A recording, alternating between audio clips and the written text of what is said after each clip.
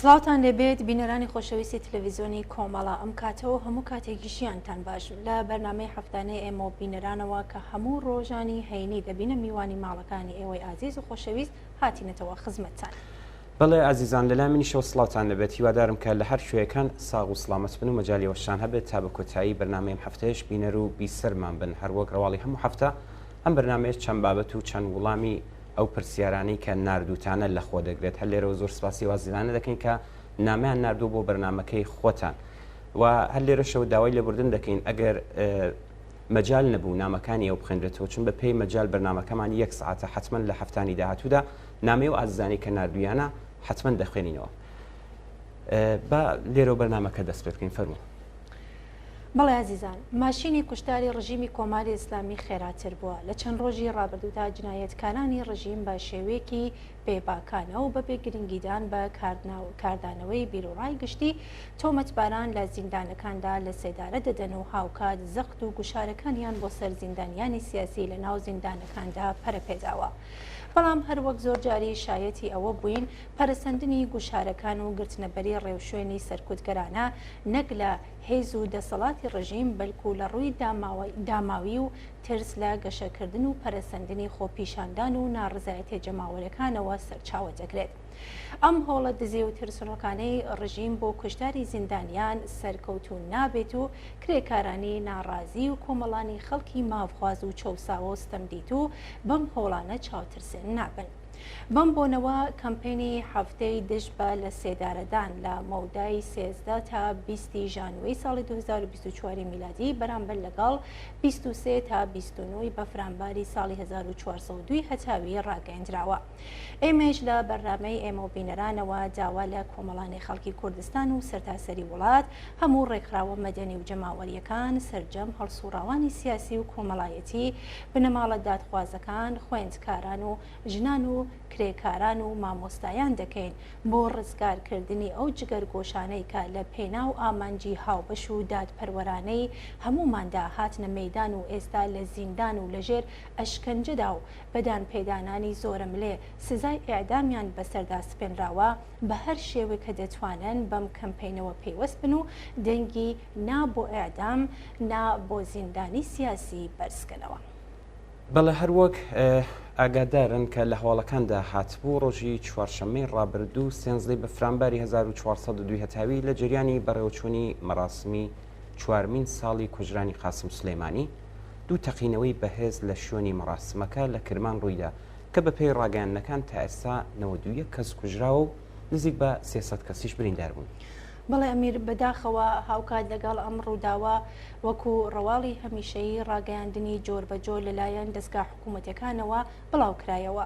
دەوڵەتی ئیسرائیل و ئامریکا کرانە نیشانە و دیسانەوە داستانی بێناوەڕۆکی تووڵەی سەخت تکرار کرایەوە.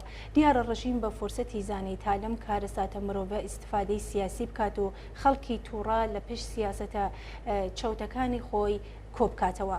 بەڵام ڕۆژی دواتر جریانی ترۆریستی داعش بەرپرسیارەتی ئەم تەقینەوەیان لە ئەستۆ گرت. بەڵێ دیارە هێشتا زۆر لایانی ئەم ڕووداوە ناڕۆشنە بەڵام هەرچی بێت ئەوەی لە کرمان ڕوویدا کردەوەیەکی ترۆریستی و جنایەتکارانە بوو. هەر دەرەجە لە دژایەتی ئێمە و خەڵکی ئازادی خوازی ئێران لەگەڵ دەسەڵاتی کۆماری ئیسلامی لە مەحکومکردن و بێزاری دەربڕین لە ئاست ئەم کردەوە تەرۆریستیە کەم ناکاتەوە کە تێیدا ژمارەیەکی زۆر قوربانی کران. لە هەواڵەکاندا باس لەوە کراوە کە لە نێو قوربانیەکانی ئەم کارەساتە 24 خوێندکاری منداڵ بەداخەوە دەبیندرێت کە هەر لە مەکتەبەوە براون بۆ شوێنی مەراسمەکە. ئەم کردەوە جنایەتکارانەیە هەروەها جگە لە کارەساتی ئینسانی بۆ یە محکومە چون ئیمکان و مەجال دەدات بە کۆماری ئیسلامی تا جنایەتەکانی خۆی بشارێتەوە و ئیمکانەدا تا هێزی سەرکوتگەری کاراتر بەر بداتە گیانی خەڵکە بۆ خۆیان قوربانی دەسەڵاتی کۆنەپەرستانەی کۆماری ئیسلامین. لە ڕاستیدا ئەم کردەوە ترۆریستیە بەرهەمی فەرهەنگی نەفرەت پەراکەنی تونند و تیژی و سەرکوتی بەردەوامە کە ساڵهایە لەلایەن دەسەڵاتێکی پاوانخواز و خۆسەپێنەری ئیسلامیەوە بە خەڵک تەحمیل کراوە. دەسەڵاتدارانی کۆماری ئیسلامی دەبێت جوابدەرەوەی خەڵکی ئێران و هەموو ئەو کەسانە بن کە لەم ڕووداوە و ڕووداوی لەم چەشنە زیانبارە. بەڵێ شتێک کە زۆر بەرچاوە ئەوەیە کە دەستگا ئەمنیەتیەکان بە هێزە سەرکوتگەرەکانی ڕژیم تەواو هێزی خۆیان تەرخان کردو بۆ سەرکوتی خەڵکی ناڕازی لە ئێران وا دەتوانین بڵین تەنیا لەم بوارەدا ئیشی خۆیان بەباشی بەڕێوە دەبن بەڵام لە پاراستنی ئەمنیەتی گیانی ئەم خەڵکە زۆر بێخاسیەتن لە ڕاستیدا کۆماری ئیسلامی وەک حکوومەتێکی ئەمنیەتی بۆ خۆی یەکێک لە گەورەترین دەسەڵاتی تەروریستیە و پاڵپشتی گروپە تەروریستەکان لە ناوچەکە دەکات کەسمان جنایەتەکانی تا ئێستایان لە ماوەی ئەم ساڵانەدا کە لێوا و لێو بووە لە تیرۆر و قەتڵ و جنایەت لەبیر نەکردووە لە ڕاستیدا خەڵکی ئێران لە گەمارۆی هێزی بناوژەخوازی ئیسلامیەکاندایە هەمووی ئەم هێزانە بە کۆماری ئیسلامیەوە جنایەت لە ڕێگای تروری نەیارانی خۆیان بە ئامرازێکی پیرۆز بۆ دفاع لە ئیسلام و دەسەڵاتی خۆیان دەزانن ئەم جنایەتەکە لە کرمان ڕوویدا لە پاڵ جنایەتەکانی تر لەوانە کوشتنی خەڵک لەسەر شقامەکان لە شۆڕشی ژینا کە ئاواتێک پتر لە دابینکردنی ژیانێکە لە ژیان بچێنەیان بوو محکومە بەڵام بەجددی ئەبێ بڵین کە کۆماری ئیسلامی بەهۆی ژێرپێنانی ئەم ئاواتە ئینسانیە و کارنامەی پل لە جنایەت لە جێگە و پێگەیەک نییە کە بتوانێت جنایەتی تۆرۆریستی لە کەرمان محکوم بکات تەنانەت ئەگەر بۆ خۆشی ڕاستەخۆ دخاڵەتی تێدا نەبوو بێ بەڵێ با ناوبڕێکی کورد ببینین دێنەوە خزمەتان بنێرانی عزیز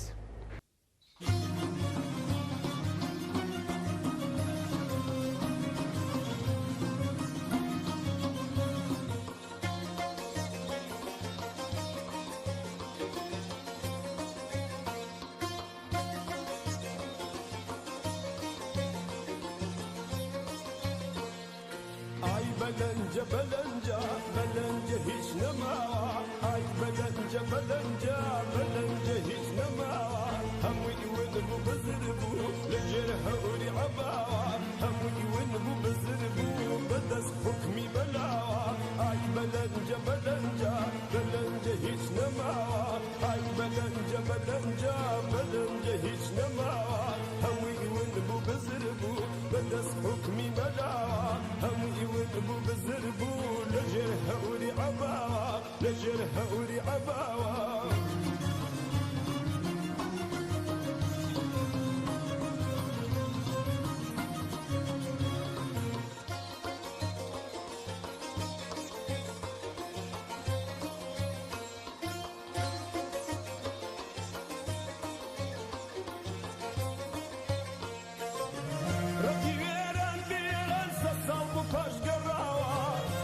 زنداني تارك بدس حكمي ملاوة سدي بيستمكتي عبا ومقنع عباوة اي بلنجة بلنجة بلنجة هيج نماوة اي بلنجة بلنجة بلنجة هيج نماوة همي ونبو بزربو بدس حكمي ملاوة همي ونبو بزربو لجرها ولي عباوة لجرها ولي عباوة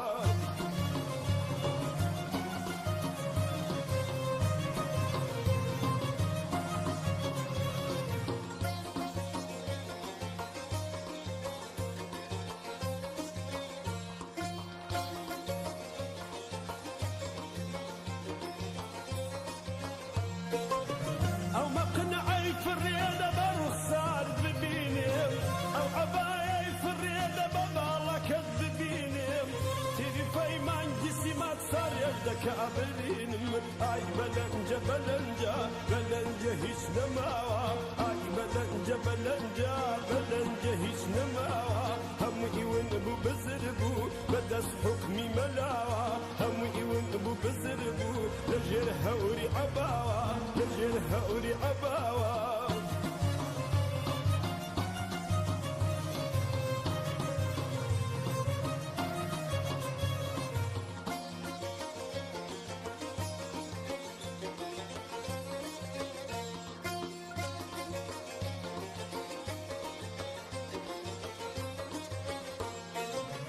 بوچی دای شاری توجوانی کدنیا دینی بوچی دای شاری توجوانی کدنیا دینی روزی آگری سینم عباکد دسوتینی ای بلنجة بلنجة بلنجة هیچ نماوة ای بلنجة بلنجة بلنجة هیچ نماوة همو ایون بو بزربو بدس حکمی ملاوة همو ایون بو بزربو لجرها وري عباوة لجرها وري عباوة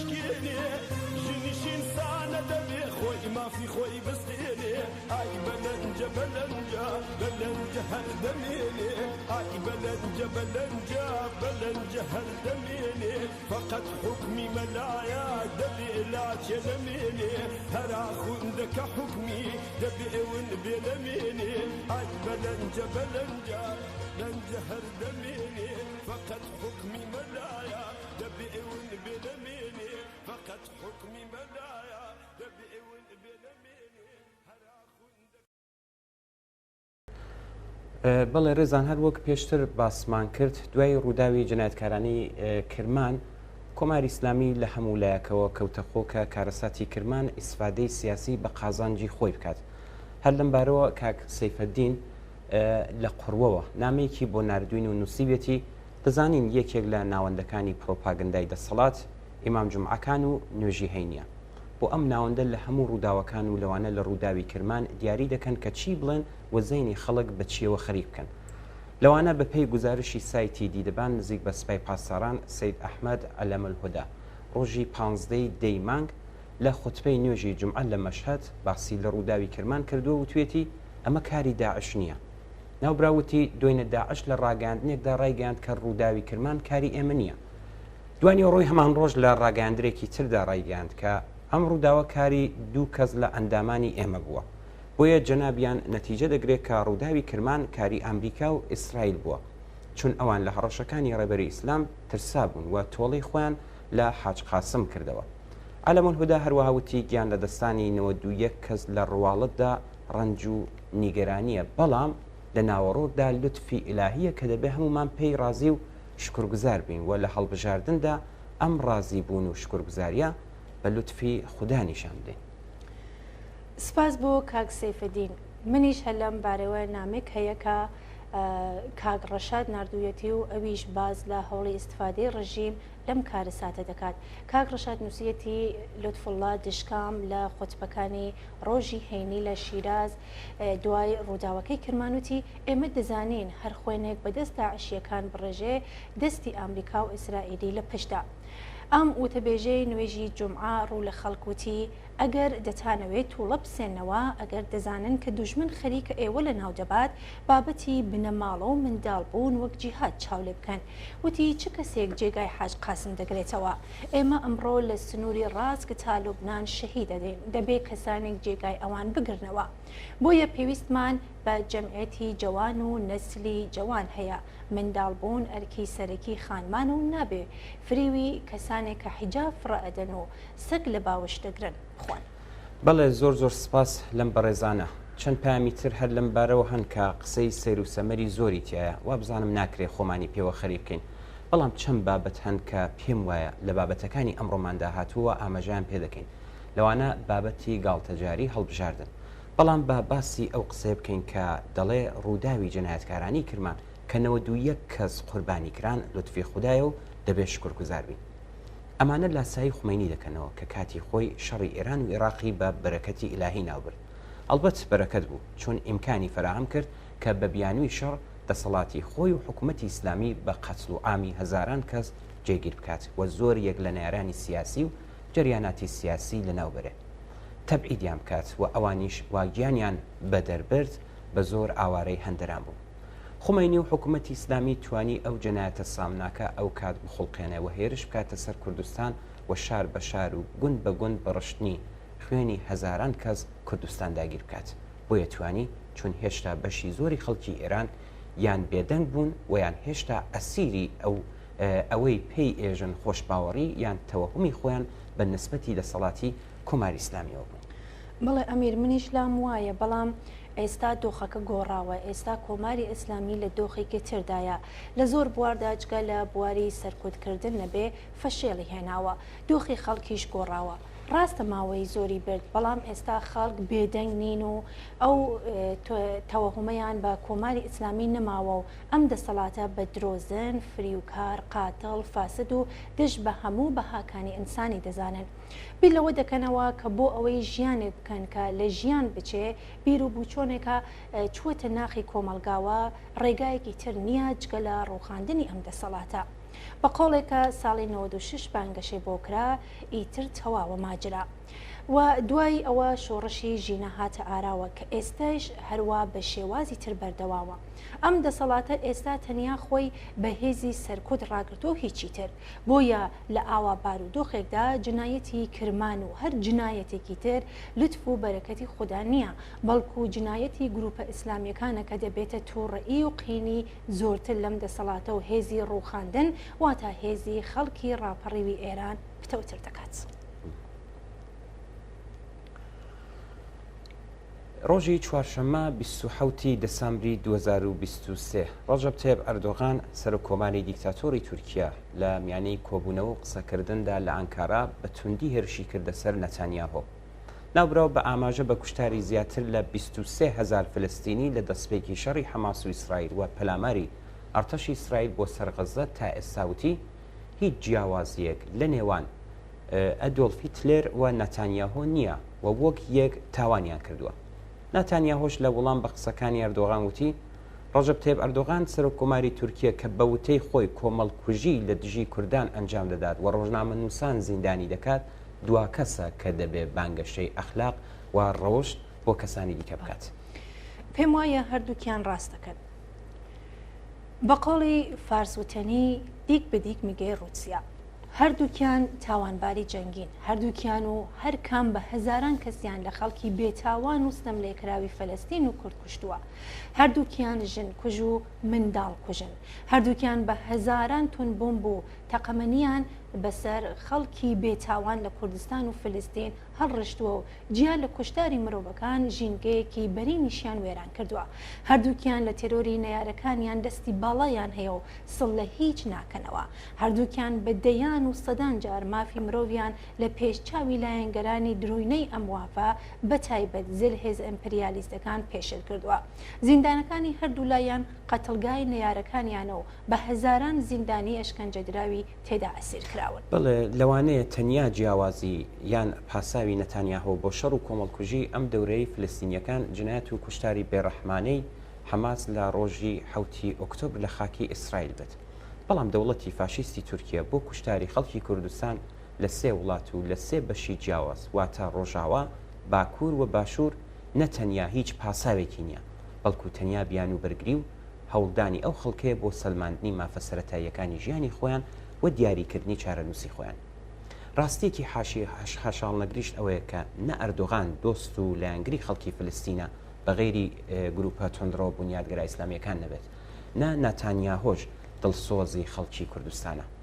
حاکمانێک کە جەماوەری وڵاتەکەی خۆیان دەچەوسێنەوە و سەرکوت دەکەن ناتوانن دۆست و خەمخۆری خەڵکی دراوسێ بن.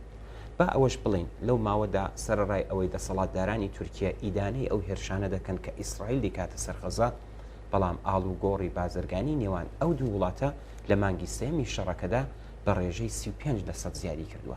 تەنانەت ئەوەش ئاشکرا بووە کاتێک ئەردۆغان ئیدانەی هێرشی ئیسرائیلی دەکرد بۆ سەر نەخۆشخانەیەکی غەزا، کۆمپانیای بوارکی کوڕەکەی خەریکی بارداگرتن بووە لە بەندەرێکی ئیسرائیلدا. ناوبڕێ ببینن دێنەوە خزمەتە.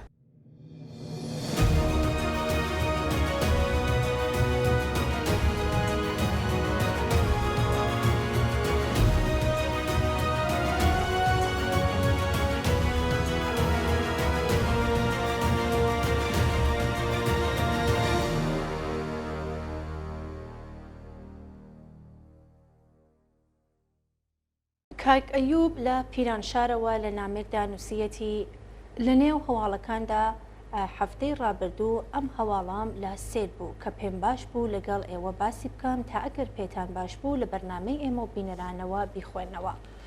دوو ڕۆژ لەسەر یەک چەند تەلەبە لە شاری بوژنوو لە بەردەم داواکاری گشتی شاری بوژنوو کۆبوونەتەوە و دژی بڵاوکردنەوەی وێنەی کوتلت بوون کە دوکتەرێکی متەخەسیسی قەلبی منداڵان لە لاپەڕێکی خۆی لە تۆڕی ئینستاگرام بڵاوی کردوێتەوە و داوای سزادانی ئەم دوکتەریان کردووە. ئەلبەت پێشتر لە فەقیەکانی دادستانی بۆجنوو ناوبرایان بانکێش کرد بوو کە گۆیا بە بڵاوکردنەوەی وێنەی کوتلێت لە لاپەڕەی شخصی خۆی سوکایەتی بە مقەدەزات کردووە و ڕایان گاندووە ئەگەر تۆمەتەکە سەمێنرا تونترین سزا چاوەڕێ تۆمەتبار دەکات. بەڵێ دەستی کاگەیوب زۆر خۆش بێت. ئەرێ ئێمەش ئەم هەواڵەمان بینیوە بەڕاستی سەیرە دەوترێ ئەم دکتورە دوای کوژرانی ڕەزی موسەوی یەکێک لە فەرماندەکانی سوپای پاسەران لە سووریا وێنەیەکی خواردنی کوتلەتی لە ئینستاگرامی خۆیدا بڵاو کردەوە و لە ژێریدا نووسێتی بۆنی کۆتلێت شوقەکەمانی داگرتووە. هەڵبەت ناوبراو لە هەمان لاپەڕی تایبەتی خۆی نووسێتی ئەمە بابەتێکی سیاسی نییە، بەڵام بەرپرسانی حکوومەتی لە بژنور ئەمان بە هۆکاری سوکایەتیکردن بە شەهیدان ناوبردووە و نمونەیەک لە سوکایەتی پێکردن بە پیرۆزیەکانی خۆیان زانیوە. هەڵبەت لە کاتی ناڕەزایەتی سەرتاسەریەکانی خەڵکی ئێران لە ساڵی ڕابردوو هەموو جۆرە خواردنێکی ئێرانی بوونە کەرەستەیەکی تایبەت بە دروشمدان دژی حکوومەت. لەم نێوەندا کۆتلێت بەهۆی مێژووی پەیوەستبوونی بە کوشتنی قاسم سلێمانی مانای تایبەتی بەدەستێنەوە. ئەوش بێژین کە ئەم دکتورە پێشتر لە کاتی بزوتنەوەی ژنجیان ئازادی بەهۆی پاڵپشتیکردنی خۆپیشاندران لەلایەن هێزانامنیەکانەوە دەستگیر کرابوو. بەڵێ میر بە بڕوای من قسە لەسەر کۆنەپەرست بوون و دژە مرۆیی بوون و گەلێک سفەتی هاوشێوەی ترکە شایستەی ئەم دەسەڵاتەن نییە، بەڵکو قسە لەسەر ئەوەیە کە کۆماری ئیسلامی لە چ دۆخێکدایەکە قسە لە کوتلەتی پێ قبول ناکرێ و بە ئەهانەت بەناو پیرۆزیەکانی خۆی ێزانێ. وەڵامەکەی ڕوونە ڕژیمی ئیسلامی لە بواری کۆمەڵایەتیدا هیچی لە هەکبەدان نەماوە، هەر بۆیە بە هەر شتێک پەنا دەبات تا خۆی بپارێزێ. بەم کارە بەنیازە کۆمەلگا چاوتەرسێن بکات، بەڵام کێ هەیە نەزانێت کە ئازایەتی و بوێری لە کۆمەلگای ئێران دژی هەر نیشانێک لە کۆماری ئیسلامی بۆتە دیارتێکی کۆمەڵایەتی. ماوەی 44 ساڵ ئەم ڕژیمە بە خەرجکردنی میلیاردها دلار هەر لە رادیۆ تەلەڤیزیۆنەوە بگرێت تا سیستمی قەزایی و زیندانەکان ناوەندە ئەمنیەکانەوە تا 9 ملیۆن مەلا و خوێندکار و کارناس و بانکخوازی ئاینی لە ئۆرگانە سەربازی و ئەمنیەکانەوە بگرێت تا سیستمی پەروەردەیی لە نوێژی هەینی و حوزەی ئاینیەوە تا گەشتی ئرشاد لە لات و چقۆ کێشە ئیسلامیەکانەوە تا سینەما و هونەری حکوومەتی و هیتر کاری کرد بۆ ئەوەی ئایدۆلۆژی خۆی بەناوە پیرۆزیەکان لە کۆمەلگا داسەپێنێ. بەڵام ئەمڕۆ بە شێوەیەکی چاوەڕوان نەکرا و شاهدی شکستهێنانی بەرچاوی هەوڵە بێ ئاکامەکانیانێ. بنەما ئایدۆلۆژیەکان کەوتووەتە ژێر دەست و پێ و بۆتە جێگای گاڵتە پێکردن، تەنانەت کوتلێت بۆتە ئافەتی گیانیان. ڕێزان سەرانی کۆماری ئیسلامی بۆ خۆیان باشەزانن کە ئیتر بە قەولی فارزوتنی خەنەکەیان ڕەنگی نەماوە. دەزانن کە خەڵک ئەم دەسەڵاتە بە نامۆ لەگەڵ ژیان و ئاوات و ئارەزوەکانی خۆیان دەزانن و هەر بۆیە بە پێچەوانەی سیاسەتەکانی ئەم دەسەڵاتە هەنگاو دەنێن. دەزانن کە لە لای خەڵک جێی باوەڕ و متمانە نەماون، دەزانن کە خەڵک پشتی تێڵکردوون و ئەمڕۆ سبەی دەکەن تا ئەم دەسەڵاتە لە گۆڕ بنێن. هەر بۆیە کەوتونەتە پەلەقاژەکردن، قسەی ئەمڕۆیان لەگەڵ دوێنەی خۆیان یەک ناگرێتەوە بۆ خۆشیان نازانن چی دەڵێن. ئەمە بەشێک لە نامەی هاوڕێ شەهلا بوو. با بزانین لە درێژەی نامەکەدا هاوڕێ شەهلا چی نووسیە فەرموو. بڵێ شەهلا هەروەها نووسیەتی خامنەی کە دەزانێت ئەم جارە لە گەمەی هەڵبژاردننی مەجلسدا دۆڕاوە و ناتوانێت ئەم شانۆگەریە لە پێناو مەشروعیەتدان بە دەسەڵاتەکەیدا بەکاربێنێ. لە ئاخرین پەلەقاژی خۆیدا جارێ لە پێشداوتی کە خوددا قسەکانی خۆی لە زبانی ئەوە دەکات. دوای ئەوە هەڵبژاردننی ئەم جارەی بەناو جیهادی تەبەیۆن ناوبردووە و ڕایگەیاندووەکە بەشداری لە هەڵبژاردن ئەرکە و هەر کەس بەشداری نەکات دژی کۆماری ئیسلامی و ئیسلامە. پێشتر کەوتبووی خوددا بە زمانی ئەو قساکات گۆیا گەرەکیە بێژێکە ئەمەیشمان قسەی خوددایە کە هەر کەس بەشداری هەڵبژاردن نەکات دژی ئیسلام. بەڵێ بەڕاستی زۆر سەیرە. هاوڕە شەهلا هەروان نووسیویەتی هاوڕێیان ببورن ئەم قسەیە ئەەکەم بەمە ئەڵێن شەیادی بە تاوانی هەزار کە بەڕاستی زۆر ڕسواتر لەوەیە کە گەرەکم بێ قسەیەکی لەسەر بکەم. هەر ئەوەیە کە باسم کرد کاتێک کەوتنە پەلەقاژەکردن ڕەواڵەتی شەیادیان زۆرتر دەرەکەوێت. لەوە سەیر و سەمەرتر ئەوەیە کە لە کۆبوونەوەی مەداحەکاندا باسلەوە دەکات کە یەکێک لە خاڵە بەهێزەکانی کۆماری ئیسلامی دژایەتیکردن لەگەڵ گەندەڵیە. بەڕاستی ڕووی دەوێت قسەی وا بکەی، بەڵام ئینسانی شەیاد و هۆقەباز نازانێ شەرم و حەیا چییە. 45 ساڵ دەسەڵات ئیتر گومانی بۆ زۆر کەس نێشتۆتەوە کە دەسەڵاتی کۆماری ئیسلامی یانی سەرکوت یانی گەندەڵی ماڵی و سیاسی. جا ئەگەر ئەم دوو تایبەتمەندیە لە کۆماری ئیسلامی بستێنرێتەوە هیچی پێنامێنێ. ڕاستە دەستی هاوڕەشەهلا خۆش بێ لە ڕاستیدا سادیسم بەدبینی و لە هەمان کادا شیفتەی خۆبوون لە تایبەتمەندیەکانی یەک دیکتاتورە کە هەمووی ئەمانە لە خامنەئیدا بەدی دەکرێت پێم وانییە کەس ئەم قسانە بە جددی بگرێت جگای لە گاڵتە پێکردن نەبێ بەڵام سەبارەت بە گەندەڵی و گۆیا دژایەتی لەگەڵ گەندەڵی خاڵی بەهێزی کۆماری ئیسلامیە تەنانەت ئەم قسەیە لە کاتێکدایەکە ڕۆژ نییە گۆشێک لە گەندەڵیان دەرنەکەوێ گەندەڵیە کە مافیاکانی ناو حکوومەت دەستی باڵایان تێدایە بۆ نمونە گەندەڵی لە چای دێبشکە ممکن نییە بەبێ دەخاڵەتەی مافیاکانی ناو حکوومەت ئەم گەندەڵیە زەبەلاحە بەڕێوەچوو بێ دەرهەرحاڵ ئالوودەبوون بە گەندەڵی دەبێتە هۆی ئەوەی کە کەسەکان لە ترسی ناوزڕان و ڕسوابوون بە تواوی ببنەگوێ لە مەستی حکوومەتەکان و خواستەکانی ئەوان جێبەجێ بکەن و هەر کاتێک هێڵە سوورەکانیان بەزان بە ئاسانی پێشیان پێبگرن تا سیستمی گەندەڵی بپارێزن زۆرترین زیان و گوشارەکانی گەندەڵی ڕوو لە کرێکاران زەحمەتکێشان ژنان منداڵان و چین و توێژی بێبەشی کۆمەلگایە شەک لەوەدا نییە کە حکوومەتی ئیسلامی سەرچاوەی سەرەکی گەندەڵی بەربڵاو لە ئێرانە هەر بۆیە زاڵبوون بەسەر ئەم بەڵایەدا تەنیا لە ڕێگەی ڕووخانی ئەم دەسەڵاتە و دامەزراندنی حکوومەتێکە قازانج و بەرژەوەندەی خەڵکی کرێکار و زەحمەتکێش بنەمای دەسەڵاتێتی ممکن دەبێت با لە ئاخریشدا ئەوە زیاد بکەم کە کۆماری ئیسلامی نەتەنیا دەسەڵاتێکی ئائین سالار و پیا و سالارە لە هەمان کاتیشدا دەسەڵاتێکی دەست سالاریشە کاکفەرزین لە کرماشانەوە نامێکی ناردووە و نووسیوێتی بەپێی ئاماری ناوەندی ئاماری ئێران لە ساڵی خوێندنی 1401 تا 1402 بەگشتی نزیکەی 930,000 خوێندکار لە سێ ئاستی سەرەتایی و ناوەندی خوێندنیان بەجێهێشتووە بەگوێرەوە ئامارانە ژمارەی ئەو خوێندکارانەی کە بە هۆکاری جیاجیا ئەڵبەت لە پێش هەموو شتێک نەداری و تەنگدەستی بنەماڵە قوتابخانەیان بەجێهێشتووە زیاتر لە 175,000 خوێندکار بووە لەسەر ئاستی سەرەتایی نزیکەی 198,000 خوێندکار لە ئاستی ناوەندی نزیکەی 557,000 خوێندکار لە ئاستی دواناوەندیدا بووە بەپێی ئاماری وەزارەتی پەروەردە کە تا ڕادەیەک جیاوازە لە ئاماری ناوەندی ئاماری ئێران لە ساڵی خوێندنی 1400 تا 1401 زیاتر لە 911,000 کەسیش وازیان لە خوێندن هێناوە ناوەندی لێکۆڵینەوەی مەجلیس ئەسفەندی ساڵی ڕابردوو راپۆرتێکی بڵاو کردەوە و تێیدا نووسی بووی کە لە ماوەی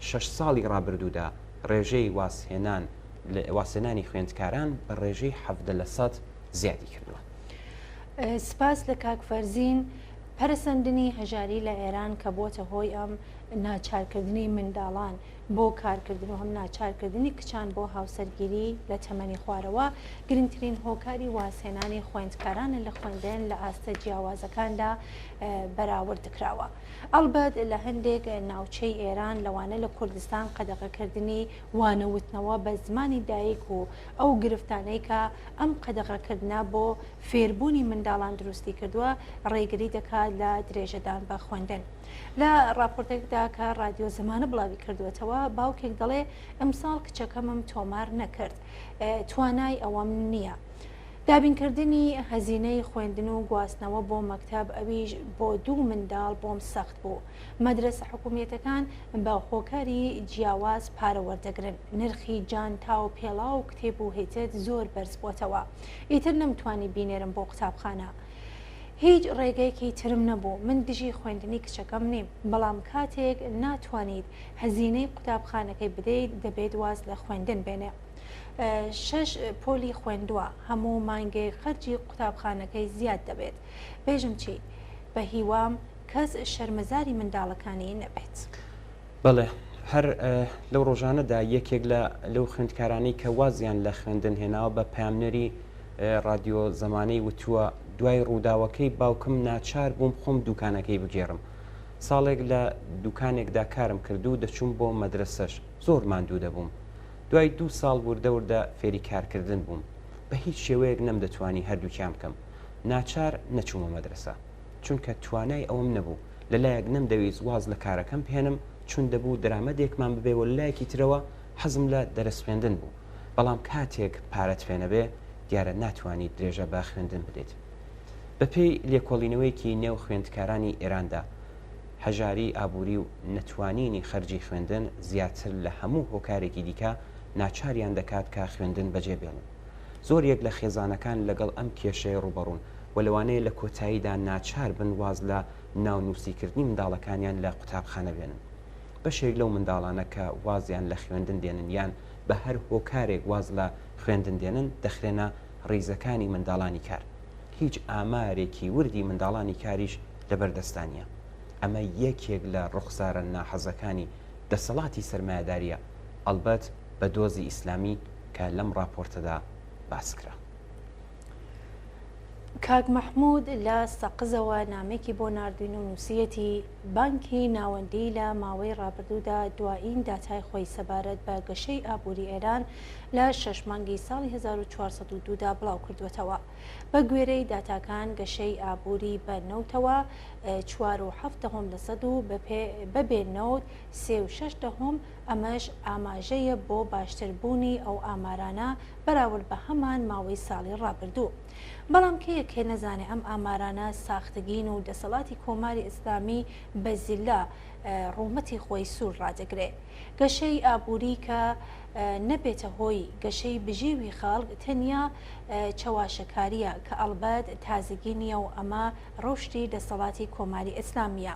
هەر بەم ئامارە ساختگیەوە دەبێ بڵێن ئەگەر ساڵی داهاتوو کۆماری خوازێکی دیکە بێنە کۆشکی سپی و لەوانەیە دیسان فرۆشی نەوتی ئێران کەم بکاتەوە، ئایا هەواڵێک لەم گەشەی ئابووریە دەمێنێ؟ گەشەی ئابووری بەواتای زیادکردنی قەبارەی ئابووری وڵات کە لە ئێستادا هیچ نیشانەیەک بۆ ئەم بەهێزبوونە نابیندرێ، لە کاتێکدا هەڵاوسان گەیشتووەتە 45% و لە کاتێکدا سفرەی خەڵک ڕۆژ لەگەڵ ڕۆژ بێڕەونەقتر دەبێ. بەڵێ کاک مەحموود لە درێژەی نامەکەدا نووسیوێتی داستانی گەشەی ئابووری ئێران ساختەگیە کە دەڵێن گۆیا ئیتر نرخی ئاڵوگۆڕی درا و سەخامگیر دەبێت و هەموو شتێک واتە بە ئینشاءڵڵا ماشەڵڵا باش دەبێت. بەڵام لە لایەکی دیکەوە ژیانی خەڵک بە بەراورد بەم کاتەی ساڵی ڕابردوو باشتر نەبووە. دەبێت پرسیار بکرێ ئەگەر گەشەی ئابووری زیادی کردووە ئایا خوشگوزەرانی و توانای کڕینی خەڵکیش زیادی کردووە؟ کارگەشتۆ تێجێگایە کە خەڵک تەنانەت ماست و پەنیر و هێلکەش بە قیستی دەکڕن. لەوانەیە ئابووری باش بوو بێت بۆ مافیاکانی ناو حکوومەت، ماجرای گەندەڵی چای دەفت جگە لەوە شتێکی ترمان پێناڵێ، یان لەوانەیە ئابووری باش بوو بێ بۆ دەستگای سەرکوت و دەستگای ڕاگەاندن و سیاسەتی پرچەکردنی هێزە نیابەتیەکان لە ناوچەکە. بەڵام ئەوەی وا واقعیە بەرتەسبوونی سفرەی بەشی زۆری خەڵکە. حکوومەت گەورەترین بەکاربەری ئابووری ئێرانە وەک گەشەی ئابووریش ینی زیادبوونی توانای حکوومەت بۆ خەرجیەکانی کە ئەڵبەت ژیان و گوزەرانی خەڵک لە ئەولەویەتدا نییە. ئەمیر عەبدوڵڵاییان وەزیری دەرەوەی ئێران لە وتارێکدا دەڵێ تەحریمەکان لەسەر موشک و بەرنامەی هەستەی بە قسەی ئەو سڵح ئامیز بووە. بەڵام ئێمە زۆرترین گەشەکردنمان لەم دوو بوارەدا بووە و بە هەوڵ و قووەتی ئیلاهی گەشەی زۆرتریش چاوەڕوان دەکەین. بەڵام هەر لە کوردستان هەزاران کەس بەهۆی نەبوونی هەلیکار و بۆ دابینکردنی بژێوی ژیان ڕویان لە کۆڵبەری کردووە گیانیان لە پێناو پارونانێک داناوە. وا دیارە هەوڵ و قووەتی ئیلاهی شاملی باشترکردنی ژیانی خەڵک نابێت. ناوبڕێک ببینن.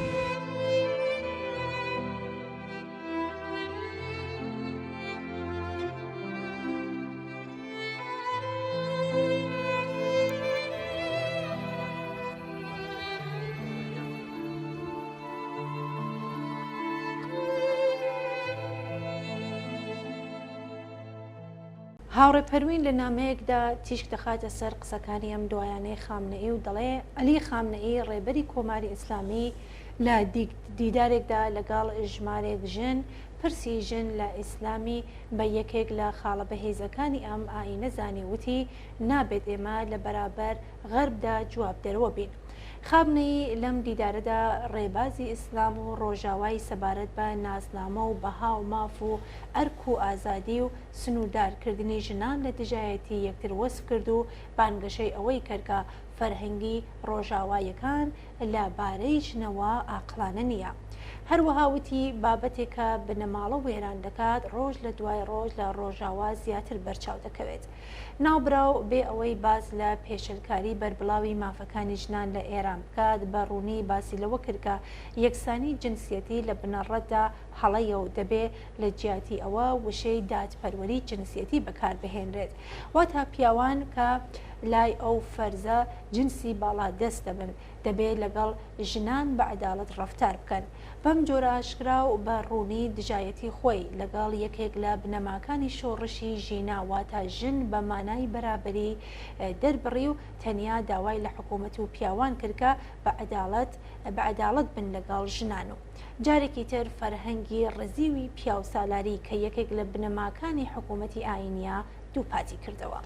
بەڵێ هاوڕێ پەروین هەروان نووسیویەتی ڕێبەری کۆماری ئیسلامی لە درێژەدا ڕوونی کردەوە کە دادپەروەری جنسیەتی بە واتای دانانی هەموو شتێک لە شوێنی خۆیدایە وا لە درێژەدا ئەرکی تایبەتی ژنان واتە کاروباری ماڵەوە منداڵبوون و دایکایەتی و بیرهێنایەوە کە گۆیە ئەمە شوێن و جێگای ژنانە. خامنەئی بەبێ ئاماژەدان بە پرسی خەباتی ژنانی ئێران لە هەڵبژاردننی جلوبەرگ و ئەو ناڕەزایەتیانەی کە لە ساڵی 1401ەوە دەستی پێکردووە دروشمی ژن ژیان ئازادی دروست بووە ئاماژەی بەوەش کردووە هۆکاری حیجاب لە ئێراندا بۆ دروستکردنی سنوورێکە بۆ مەترسیەکانی سەرژنان. بەم جۆرە جارێکی تر سوکایەتی خۆی دژ بە ژنان و کۆمەڵگای ئێران دووپات کردەوە. ئەلبەت سەرڕای هەموو ئەم هەوڵانە ژنان لە ماوەی زیاتر لە چواردەیە دوای شۆڕشی ساڵی 57دا هەمیشە هەوڵی بەدەستهێنانی مافی بەرامبەریان داوە. سەلووتکەی ئەم هەوڵانە شۆڕشی ژینا بوو کە کچان و ژنانی بۆیر هاتنە سەر شقام و حجابیان فڕەدا و بەڵام بەم جۆرە یەکێک لە بنەماکانی دەسەڵاتی ئاینیان خستە ژێر پێ و ئێستاش سەرڕای هەموو ئەو گوشارانە فڕێدانی حجاب ڕۆژ لەگەڵ ڕۆژ زۆرتر پەرەدەستێنێ. پەروین لە درێژەی نامەکەدا دەڵێ بەشێک لە لێدوانەکانی ڕێبەری کۆماری ئیسلامی لەسەر هەڵبژاردنەکانی داهاتووی ئێران بوو و داوا لە ژنانی لایەنگەرەی حکوومەتی کردکە ڕۆڵیان هەبێت لە هاندانی مرد و منداڵانیان بۆ بەشداری لەو بەناو هەڵبژاردنەکە بەڕێوەیە. خامنەئی زۆر فریوکارانەوتی ژنان کە هەندێک بابەتی پێویست بە ناسینی ڕۆت و استراتیژیەکانیان ورتر و ناسکترە دەڕوانن بە کێشەکانیانە وا دیارە بۆ خۆیشی دەزانێت کە گاڵتەجاری هەڵبژاردن دەبێتە چ ڕسوایەکی گەورە بۆ دەسەڵاتەکەی بۆیە ئاوا فریوکاری دەکات. بەڵێ زۆر سپاس لە هاوڕێ پەروین. ئەلبەت خامنەئی لە وتارەکانی ئەم مانگەدا ئەوە دووهەمین جارە کە جەخت لەسەر پرسی بەشداری لە هەڵبژاردنەکاندا دەکات سەرڕای ئەو ناڕەزایەتیانەی کە لە هەموو گۆشەکانی ئێرانەوە سەبارەت بە سەرکوتکردنی بەربڵاوی ناڕەزایەتیەکانی ساڵی ڕابردوو و کوژرانی سەدان کەس و زیندانیکردنی هەزاران کەس کە ئێستاش بەردەوامە وا بە نەزەر ئەگات کە بەنیازە هەڵبژاردنێکی شایستە بەڕێوە بات.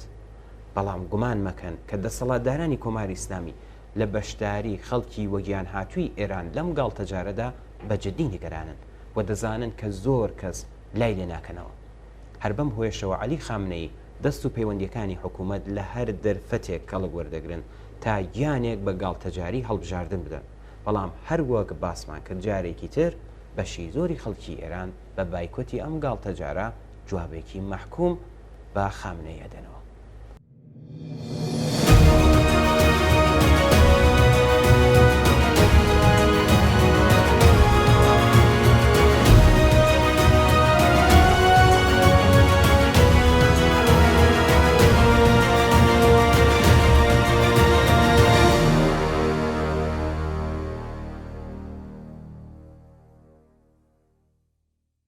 باسی هەڵبژاردن کرا لەم بارەوە بینەرێکمان کە خۆی بە ئەسعەد لە بانەوە ناساندووە لە نامەیەکدا باسی هەوڵ و تەقەلای خامنەئی و باقی دەست و پەیوەندیەکانی کۆماری ئیسلامی دەکات کە خەڵک بۆ گەمەی هەڵبژاردننی مەجلس هانەدەن. دەڵێ لە نێو کۆڕ و کۆمەڵی خۆماندا باسمان لەم گاڵتەجارە کرد و یەکێک لە هاوڕیانم هێندێک قسەی کرد کە من سریەکەم نووسی و بۆ ئێوەی دەنێرم. ئەم هاوڕێم وتی دەسەڵاتدارانی کۆماری ئیسلامی بیر لەوە ناکەنەوە کە خەڵک دەپرسن بەڕاستی ڕای بەچی بدەن، بە تەنابی دار، بە زیندانیکردنی کرێکار یان مامۆستایی کە داوای حەقی خۆی دەکات، یان بە گرانی و بێکاری و بە فەقر و نەداری زۆربەی خەڵکی وڵاتە بە کامیان ڕێی بدەن، بە برسیەتی یان زیادبوونی لەشفرۆشی کچان و ژنان یا زیادبوونی ئەعتیاد یان نا ڕێی بدەن بە فرۆشتنی ئەندامانی جەستەی بەهۆی نەداری. ڕوو لە خامنەئی دەکەن و دەپرسن بە کامیان ڕێی بدەن، بە برسیەتی یان زیادبوونی لەشفرۆشی کچان و ژنان یا زیادبوونی ئاعتیاد یان نا ڕێی بدەن بە فرۆشتنی ئەندامانی جەستەی بەهۆی نەداری. ڕوو لە خامنەئی دەکەن و دەپرسن جناب پێتان چۆنە ڕێی بدەین بە بەستنی زمان و شکاندنی قەڵەم، یا ڕێی بدەین بە سانسور و شکنجە و ئەعدام، یان پێتان چۆنە ڕێی بدەین بە درۆکردن، ڕێی بدەین بە دزی و گەندەڵی، یان ڕێی بدەین بە ژیانی تاڵ لە پێناو ژیانی لوکس بۆ خۆتان. ئەرە چۆنە ڕێی بدەین بە کوشتنی ژینا و ئارمیتا و سارینا و هەزاران کچ و کوڕی تر لەم وڵاتە کە بێزار بووبوون لەو هەموو زوڵم و ستەما. بەڕاستی ڕێی بدەین بە درێژەی کوشتنی کۆڵبەر و سوختبەر، یا ڕێی بدەین بە کوشتنی منداڵان و یان ڕێی بدەین بە سفرەی خاڵی خەڵک و ئەو باوکە کە شەرمزاری منداڵانی دەبێت. پێتان چۆنە ڕێی بدەین بە زیادبوونی منداڵانی کار یا ئەو کەسانە لە نێو سەتری زبڵەکاندا بە دوای پارونانێکدا دەکەڕن. داوا دەکەین ڕێی بدەین بە سفرەی بە سەرفی سامانی ئەم وڵاتە لە وڵاتانی تر بۆ پەرەپێدان بە تەرۆر و ئاژاوەنانەوە لە پێناو دەسەڵاتان خۆفەرقێک ناکات ڕێی بدەین یان نەدەین. ئێوە کەسی خۆتان هەڵدەبژێرن کەوا بوو بۆ ئێمە دەبێ بینە پای سندوقی ڕێی تا ئێوە لە پێناو ئەو هەموو جنایەت و ستەمکاریدا مەشروعێتی خۆتان وەربگرن. بەڵێ کاک عەسەد لە کۆتایی نامەکەی نووسێتی ناگومان لەوە مەکەن کە نەمن بەڵکو زۆربەی هەرە زۆری خەڵکی کوردستان و ئێران ئیجازەی ئەم کارە بە ئێوە نادەن. ئێوە دەسەڵاتدارانی جنایەتکاری کۆماری ئیسلامی دەمێکە مەشروعیەتان نەماوە، لەوانەیە لە ژێر سەربەری تفەنگەکانتاندا ئەم گاڵتەجاریەش بەڕێوە برن، بەڵام بۆ خۆتان دەزانن و هەموو ئێمەش دەزانین کە هیچ کام لەم گاڵتەجارانە ناتوانێت ئابڕووی لە دەستچووتان مەشروعیەتی لە دەستچوونتان بگەڕێنێتەوە. مەحاڵە ئێوە مەحکومن بە نەمان. نا من ڕێی نادەم و پێم وایە جارێکی تر یەک نای گەورە بە دەسەڵاتی جنایەتکاری کۆماری ئیسلامی تۆمار دەکرێت. هەر لەم بارەوە کاک سەهەند لە سەردەشتەوە نامێکی بۆ ناردوێن و لە بەشێکیدا دەڵێ مەسەلەکە ئەوە نییە خەڵک دەنگ بە ئەم کاک یا ئەو خانم دەدەن یاننا. کێشەی خەڵک ئەمە نییە، چون دەزانن هەر کەس بچێتە ناو حکوومەتەوە هیچ کارەیە خەڵک بە دوای چارەسەرکردنی کێشەکانیانەوەن. فەرز بکەین ئەگەر حکوومەت بەبێ هەڵبژاردنیش بتوانێت کێشەکانی کۆمەلگا چارەسەرکات خەڵک ڕازی دەبێت کە ئەڵبەت ئەمە فەرزێکی مەحاڵە. کەواتە کێشەی خەڵکی ئاسایی چارەسەرکردنی کێشەکانیان و باشکردنی دۆخەکانیانە. بۆیە کاتێک دەبینن ئەم بەناو هەڵبژاردنە نەک هەر چارەسەری کێشەکانیان ناگات بەڵکو بە ئاراستەی پێچەوانشدا دەڕوات، ینی دۆخی ژیانیان ناخۆشتر دەبێت، دیارە بایەخی پێ نادەن. بۆ نمونە ئەگەر یاریزانێکی تۆپەی پێ بە هۆکارێک نەتوانێت گوڵ تۆمار بکات کەس یاری پێ ناکات. هەڵبژاردنیش هەروایە. خەڵک بەشداری لەم گەمەیە ناکەن چونکە ئەنجامی تا ئێستای هیچ ئاڵ و گۆڕێک لە ژیانیاندا نەبووە. ویددیوەکەم بینی کە سەرۆکی یەکێک لە گرنگترین کۆمیسیۆنەکانی پارلەمان کە دەوترێت خاوەنی دوو بڕوانامەی دوکتریا قسە باوەکانی پارلەمان واتە تەرح و لایەحەی بە تەهر و لاهیەت دەوتەوە. ئەمانە کەی دەتوانن لە حکوومەتێکی وەک کۆماری ئیسلامی چارەسەری کێشەی ژیانی خەڵک بن. ئێستا خەریکن بە سەلاحیەتدان و نەدان گەمەکە بگۆزنەوە بۆ شوێنێکی تر و خەڵک بەوە سەرگەرمکەن کە کێ دەبێت و کێ نابێ. کوا ئەمە کێشەی خەڵکە کە کێ سەلاحیەتی تەعید دەکرێت و کێنا. پرسیار ئەوەیە ئایا دەتوانین کارێک لە پێناو قازانج و بەرژەوەندی خەڵکەن؟ باشە. ئەگەر بتوانڕایە وڵات دەبووە گوڵ و بڵبڵ. بێگومان وان نییە و کێشەکانی ئەم دەسەڵاتە ئەم هەموو زوڵم و ستەم و نابەرابەری و بێمافیا بەم کارانە چارەسەر ناکرێ. چارەسەر هەمانە کە خەڵکی سەراسەری ئێران هەنگاویان بۆ ناوە دروشمی ژنشیان ئازادیان بەرز کردوێتەوە کە هەڵپێچانی دەسەڵاتی کۆماری ئیسلامی بە حکوومەت و مەجلس و هەموو دام و دەستگاکانیەوە بارکی خۆیان داناوە.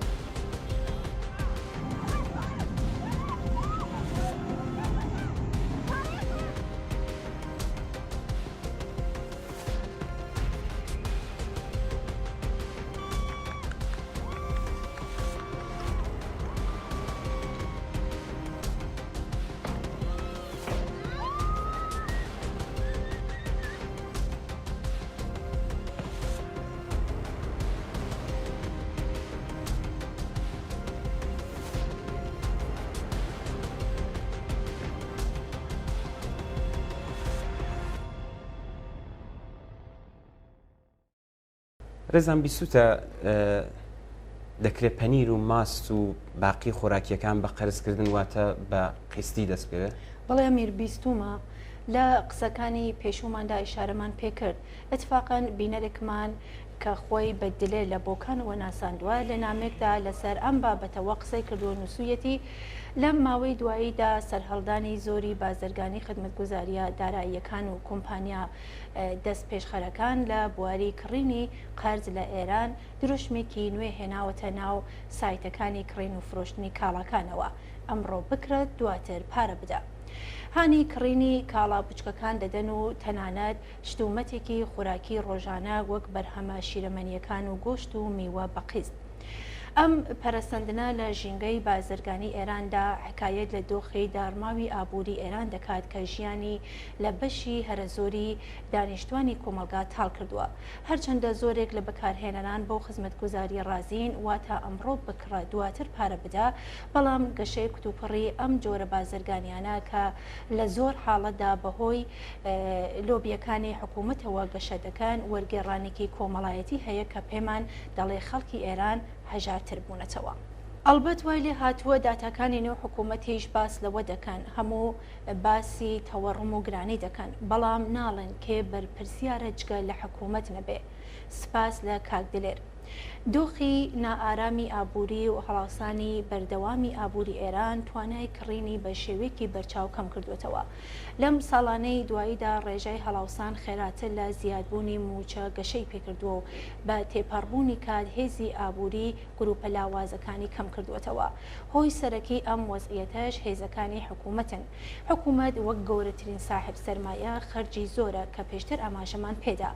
هەر بۆیە پرۆسەی لاوازبوونی توانای کڕین لە ئابووری ئێران لە ساڵانی ڕابردوودا بەڕادەیەک چڕتر بووەتەوە کە موچەخوەران توانای دابینکردنی پێداویستە سەرەکیەکانیان لەدەستداوە تا ئەو جێگایە کە خەڵک دەچنە ژێرباری قستی قەرزەوە بۆ دابینکردنی تەنانەت خوراکی ڕۆژانەشیان.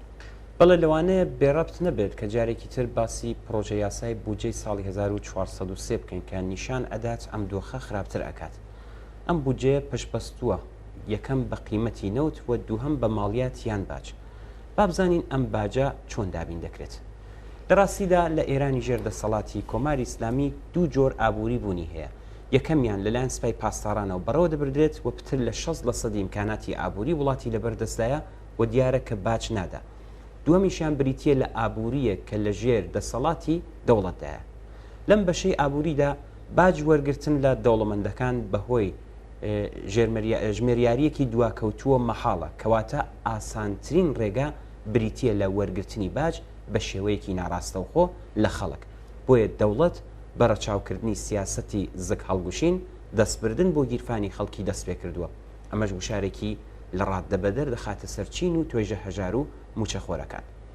سیاسەتی هێرشکردنە سەر گیرفانی بەتاڵی خەڵک لە کاتێکدا بەڕێوە دەچێت کە بە وتەی بەرپرسانی ڕژیم لە ساڵی 1402دا نزیکەی 30% دانیشتوانی وڵات واتە 26 ملیۆن کەس لە ژێر هێڵی هەژاریدا دەژین و 27% لەسەر لێواری هێڵی هەژاریدان واتە زیاتر لە نیوەی خەڵکی 85 ملیۆنی لە سایەی هەژاریدا دەژین.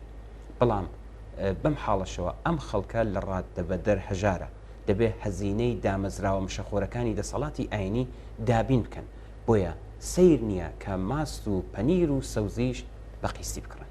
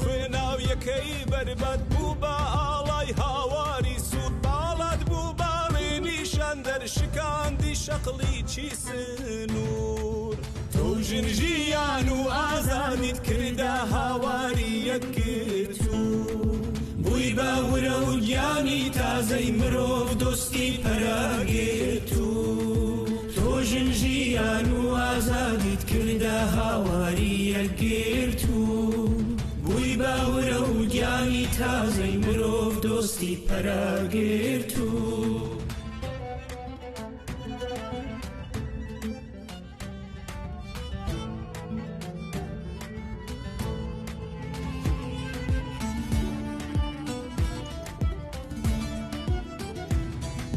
ئاوا بووی باشمڵی هەستان ژیناکی ژۆڵەی کوردستان ئاوا بووی باشمڵی هەستان ژیناکی ژۆڵەی کوردستان گرکانی هەڵچوونی ورەی لاوانیان لەسەر دەستان تۆ ژنژیان و ئازادیت کردە هاواری یەکگرت و تۆ ژنژیان و ئازادیت کردە هاواری یەکگرت و بووی باورە و گیانی تازە کیژ و کوڕ بەرەو داهاتوو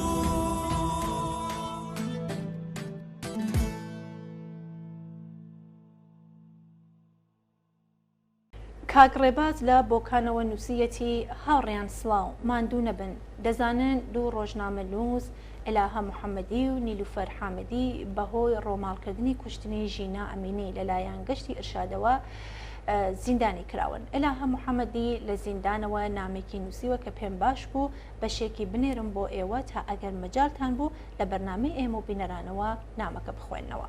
بەڵێ ئێلاها لە بەشێک لە نامەکەی خۆیدا دەڵێ مرۆڤ ڕۆژانی نامۆ لە ژیاندا ئەزمون دەکات گردون بێڕەحمانە ڕێگای خۆی دەپەوێ ئێمەش بەرابەر بەم ڕێپێوانەی گردون ئەوەندە بێدەسەڵات نین چەکی ئێمە خۆشەویستیە. لێرە لە زیندانی ئەبین لە کۆمەلگایەکی بچووکدا لە نێو بازنەی خوشکەکانمدا دەژیم وەک ئەوای ڕۆژانە بچمە ناو پۆلێکی نوێ لە زانکۆ هەوڵ دەدەم خۆم ڕاگرم و هێز لە دەست نەدەم ئەو ساتانەی کە دڵتەنگ دەبم خێرا هەڵدەستم و بیری خۆم دێنمەوە کە دەبێ ببم و ڕاوەستم و تا ڕۆژی لە ئامێزگرتنی ئازادی بەردەوام بم تا پێکەوە بەسەر زیندانەکاندا زاڵ دەبین. لە ماوەی 450 ڕۆژی ڕابردوودا هەموو ڕۆژێک بەبێ زیادە ڕەوی ئەم ڕستەیەم بۆ خۆم دووبارە کردوێتەوە کە ئەم ستەمکاریە ڕۆژێک کۆتایی دێت. ئێمە ڕێگاو شوێنی تێپەڕاندنی ئەم دۆخە کە بە دیوارە بەرزەکانی زیندان ڕاگیراوە بەباشی دەزانین. من وتومە و دەیڵێمەوە کە ئەم چاوەڕوانیە کۆتایی دێت و ئارەزوەکانمان بەدی دێت. هێزی ڕزگاری ئەوەندە واقعی و بەهێزە کە خەم و پەژارەی ئەم ڕۆژانە دەشواتەوە.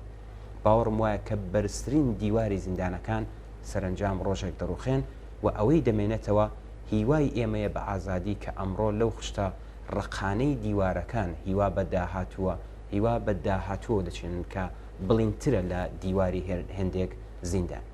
بەوتەی پابلۆ نێرۆدا ئەگەر ئەم گردونە ڕێپێوانی خۆی بەواقعی بزانێ گومان نییە کە ئێمەش ئارزوەکانی خۆمان بەواقعی دەزانین. بۆیە با بەوتەی محەممەد موختاری عزیز با پێکەوە ئارزوەکانمان بخوێنینەوە و سات بە سات بینوسینەوە. ئەگەر خەتیان بەسەریان داهێنا دووبارە بینوسینەوە. هەر خەتیان بەسەر ئارزوەکانمان داهێنا دووبارە بینوسینەوە و بیخوێنینەوە. سەرنجام چی دەبێت؟ دنیای ئارزوەکانمان بەدی دێ و ئێمە سەر دەکەوین بەسەر تاریکیدا. کاکوشاریش لە پاوەوە لە نامێکدا نووسیەتی ساڵێک زیاتر بەسەر بزوتنەوەی ژینادا تێدەپەڕێ و پاش ئەم ماوەیە زۆر شتمان بۆ ڕوون بووەتەوە. خەڵکی کوردستان هاوشان لەگەڵ خەڵکی سەراسەری ئێران لەلایەک بەگشت فاشیزم و سەرەڕۆیی ناوەندا چوونەتەوە و لەلایەکی دیکەشەوە دروشمی ئازادی و بەرابەری و مافی دیاریکردنی چارەنووس و نەهێشتنی هەر چەشنە چەوسانەوەیەکیان بەرز کردوێتەوە. بزوتنەوەی ژینا بزوتنەوەیەکی بەرینی کۆمەڵایەتی و ناڕزایەتێکی بەربڵاو بوو بۆ تێپەڕبوون لە ئایدۆلژی ئیسلامی سیاسی و پێکێنهانی کۆمەلگای ئازاد و بەرابەر. فرە چەشن، فرە نەتەوەئی، فرە زمانی، فرە کولتوری و فرە ئائینی تێدا ڕنگ بداتەوە. ئەم بزوتنەوەیە لە مەیدانی کردەوەدا پێویستی بە هاوپشتی و هاوخەباتی لە نێوان هەموو ئەو کەسانە بوو کە لە ستەم و تەبعیز و نابەرابەری بێزار بوون و هەن. پێویست بوو استراتێژی و تاکتیکی خۆیان بۆ داهات و دیاری بکەن. حیزبەکانی ڕۆژهەڵات لەبەر سەرکوتی خوێناوی و دڕندانەی هێزەکانی کۆماری ئیسلامی لە کوردستان چەند جار داوایان لە خەڵکی کوردستان کردمان بگرن. ئەم داوایش دەنگدانەوەیەکی زۆری هەبووە بۆ جارێکی دیکە خەڵکی کوردستان ئەکتی مەدەنیان هاوتەری خۆ ڕاستە لەکوێنە بچمۆکایوە ئەم داوایش دەنگدانەوەیەکی زۆری هەبوو بۆ جارێکی دیکە خەڵکی کوردستان ئەکتی مەدەنیان هاوتەرتیب لەگەڵ ڕادیکال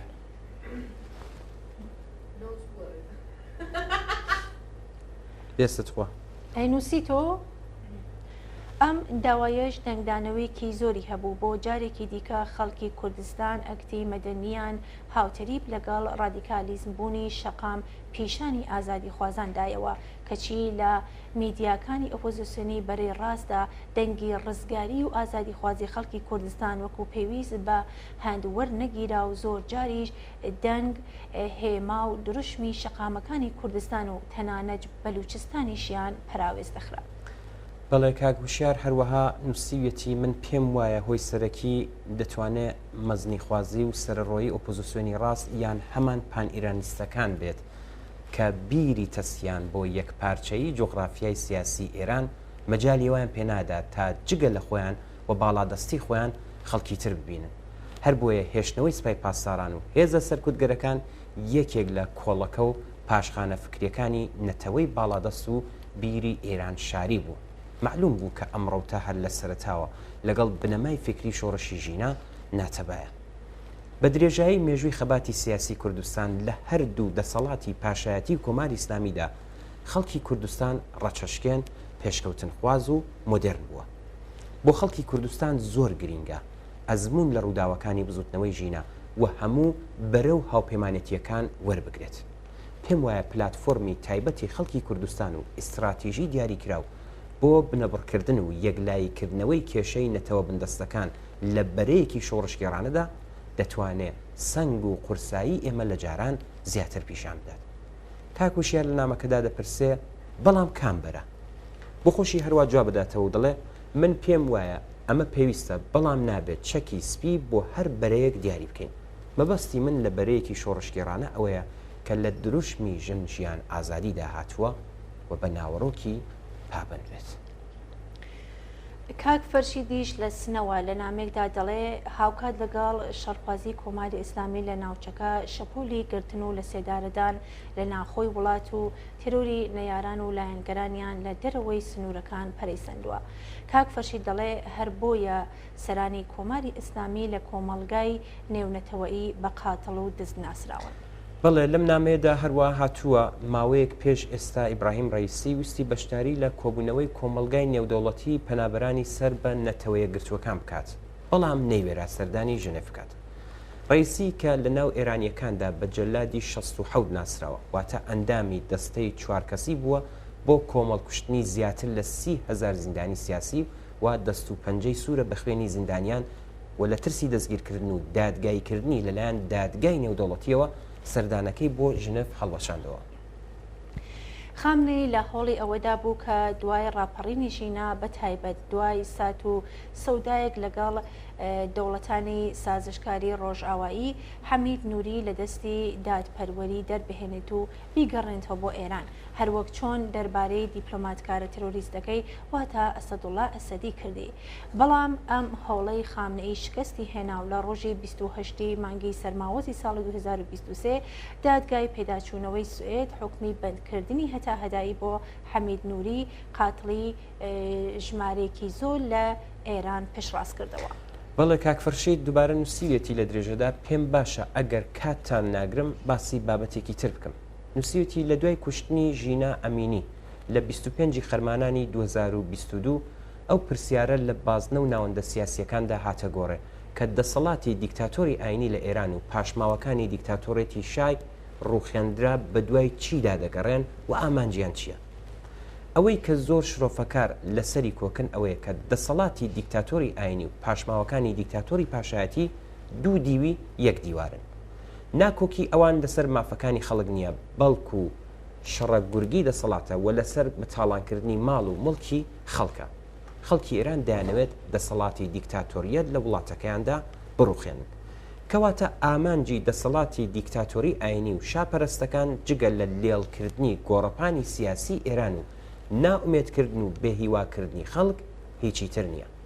پاراستن و هێشتنەوەی ئەو دۆخەی ئێستا ینی ستەم و نابەرابەری هەوێنی سەرەکی ئەم دوو ڕەوتە دیکتاتۆریەتەیە. پاشماوەکانی دەسەڵاتی پاشایەتی پێشوو لە ڕاپەڕینی ساڵی ڕابردوودا نانتوانیوە هیچ کاریگەریەک بەدەستپێنن. لایەنگرانی لە کاتێکدا کە زۆر پشتیان بە هاوکاریەکانی سوپای پاسداران بەس بوو لە قاودران و ڕسوا بوون.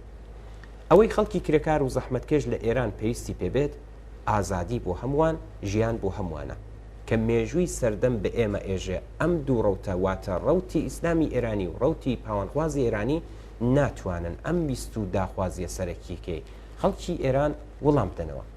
خەڵکی بێبەش و چەساوە و بێمافی ئێران هەنگاویان ناوە بۆ دەستەبەرکردنی دەسەڵاتێک کە ڕنگدانەوەی ئیرادەی خۆیان بێت. دەڵێن ئێمە پێویستمان بە دیکتاتۆریەت لە هیچ شکل و قەوارەیەکدا نییە.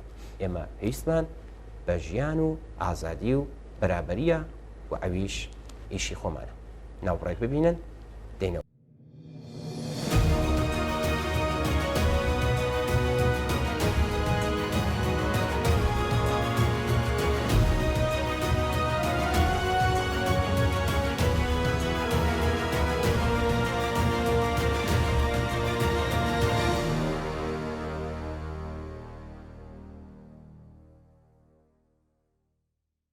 بەڵێ هاوڕێ ئەمیر کاکیاسین لە لامێکدا کە بۆی نردوین و توێژی نێوان خۆی و هاوڕێکی بۆ نووسیوین با پێکەوە بیخۆینەوە. کاکیاسین نووسەتی چەند ڕۆژ پێش ئێستا هەوا خۆش بوو و منی زۆر بێتاقەت بووم و دای لەسرم کە سەرێک لە دەرەوە بدەم. لەسەر ڕێگا تەلەفۆنم بۆ یەک دوو کەس لە هاوڕێیانم کرد کە بزانم چی ئەکەن و ئەگەر کرا ئەوانەیش بێن با پێکەوە لە شوێنێک دانیشین و تۆزێ بێتاقەتی دەرکەین.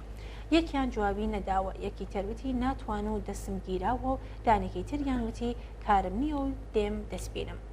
شوێنێکمان دیاری کرد و هاتوو دوای چاک و خۆشی هەروەها بەربووینە قسەکردن لە خۆم و لە خۆی. دەمێکە یەکتر دەناسین. ناوی بەختیارە و کوڕێکی زیرەکە و دەرسی خوێندووە و لە دانشگا بووە.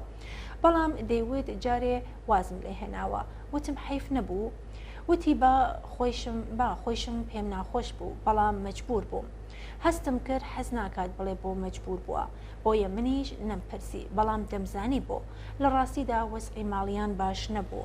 براگەورەکەی مشکڵی ئەعتیادی هەیە و بۆتە سەرباری ماڵیان. باوکی بە ساڵات چووە و ناتوانێت وەک جارانی خۆی کار بکات و خۆشکەکەی تازە ئیزدواجی کردووە و دایکیشیکی بەڕاستی زۆر خانمێکی میهرەبانە جار و بارکار ئەکات لە ماڵان لە هۆتێل و لە هەر شوێنێک کاری بۆ پەیدا بێت. بەڵێ بەختیار بۆ ماوەیەک لە لای خزمێکی کە پارچە فرۆشی بوو کاری کردو بەڵام زۆر داهاتی نەبوو. بۆ ماوەیەک ڕووی لە کۆڵبەری کرد و بەڕاستی ماندوو بوو. من هەمووی ئەمانم ئەزانی ئەلبەت بە ئیسراری من وازی لە کۆڵبەری هێنا چون بەڕاستی ئەوە کار نییە بە قەولێک گیان لە گرێویناندایە. ئێستا ماوەیە کە بێکارە و دەر بە دوای کاردایە وەکو خۆم. بەڵام فەرقمان ئەوەندەیە کە من ئەو مشکلاتی ئەو هەیەتی نیمە و وەزئی ماڵیمان تا ڕادەیەک باشترە. پێم وت جارێ پشوو بدە تا کارێکی باش پەیدا ئەکەی خۆت لە هەر کارێک مەدە. وتی یاسین دەبێت کارێک پەیداکەم. کەسێک لە ئاشناکانم قەولێکی داوە. تۆ خەرید ناکەی. ئەزانی کیلۆیەک گۆشتی مەڕ 700,000 تمەنە، ئەزانی مریش کیلۆیەک 100,000 تمەنە، ئەزانی هێلکە دانەیەک 5,000 تمەنە، دەزانی قیمەتی میوە و سەوزی چەندە؟ وتی تۆ ئاگاد لێ نییە. تازە من باسی پێداویستەکانی تری ژیان ناکەم. ئێمە ماڵی خۆمانە بەڵام دەزانی کرێ ماڵ چەندە؟ ئیتر بەر بووە قسەکردن لەوە دەچوو کە دڵی پڕ بێت. ئەوەی وت بەڕاستی ژیان زۆر سەخت وتەوە. ئیدامەی داوتی ئەوەی کە بێکارە ئەگەر شتێک بەدەستیەوە نەبێ ماڵی وێرانە. ڕووی لە من کردوتی تۆ ئەگەر ماڵەوە هۆشیان پێتەوە نەبێت چیت ئەکرد؟ هەروواکە قسەمانە کرد کە زەبایەک دەستی پێکرد و وتی بابچین بۆ ئەو چایخانە. ڕۆشتینە ژوورەوە. خەڵکی زۆر تێدا بوو نازانم لەو کاتە لە ڕۆژ ئەو هەموو خەڵکە لەوێ چیانە کرد. لای خۆم وتم ئەوانیش لەوانەیە وەک من و بەختیار بێکار بن. لە شوێنێک لە چایخانەکە دانیشتین و هەواڵی یەکێک لە ڕفیقا هاوبەشەکانمان پرسی. ناوی جەواد بوو. وتی کوڕە لە کارگەیەک کار دەکات و جۆشکاری ئەکات ژن و منداڵی هەیە. ئەڵبەت ئەوانە مەزانی بەڵام زۆرتر لەگەڵ بەختیار پەیوەندی بوو. وەکو شتێک هەلێکی بۆ ڕەخسا تا قسە بکات. وتی چاو لە ژیانی جەواد بکە. کرێکارە ڕۆژانە بە هاتوچۆ 8 تا 10 سەعات لە دەرەوەیە. کرێنشینە. داهاتەکەی بەم گرانیە دەرەقەتی خەرجیەکانی ناکات. دوای کار جاروبار دەشێتە سەر تاکسی کە ئەویشی خۆی نییە. فەقیرە لەم شەوانە لەبەر ئێشی چاوی تەسادفیشی کرد. ئەڵبەت زۆر قورس نەبوو. وتم نەمزانی. دوای تەماسی لەگەڵ ئەگرم وتی وا بکە جەواد زۆر کوڕێکی باشە. لە درێژە داوتی کاتێک بیر لە جەواد دەکەمەوە خۆم لە بیر ئەچێتەوە. ئیدامەی داوتی تۆ تماشای ئەو وەزع بکە کابرا بە میلیارد ئەجزێ دانە و دوانیشتین لەسەرەوە بۆ خوار خەریکی دزین بە ئاشکرا و بە فێڵکردن کەسیش نییە بەریان پێ بگرێ دەزانی بۆچی چۆن هەموویان دزن لەسەرەوە بۆ خوار چەند جار ئەمەی وت دیارە زۆر تووڕە بووە وتی ئەم ڕۆژانە جەواد باسی ئەوەی کرد لەو شوێنە کە ئەو کارەکات باسی زیادکردنی حەقدەستیان کردووە جەواد پێوتم ئەویش لەگەڵیان بووە و پێوتون زۆر خەیاڵی خۆتان خۆش مەکەن قسە لە 18% زیادکردنی حەقی کارمەندانە لەوە ناچێ حەقدەستی کرێکاران لەوە زیاتر بێ و ئەمە بە بەراورد لەگەڵ تەوەڕۆم هیچ نییە بەڕاستی هیچ نییە ئەوانە کە بڕیارەدان نازانن برسێتی یانی چی کرێخان و نەبێ یانی چی لە زگتێری بڕیارەدەن ئەڵبەت پێیان دەوترێت کە بڕیاری وا بدەن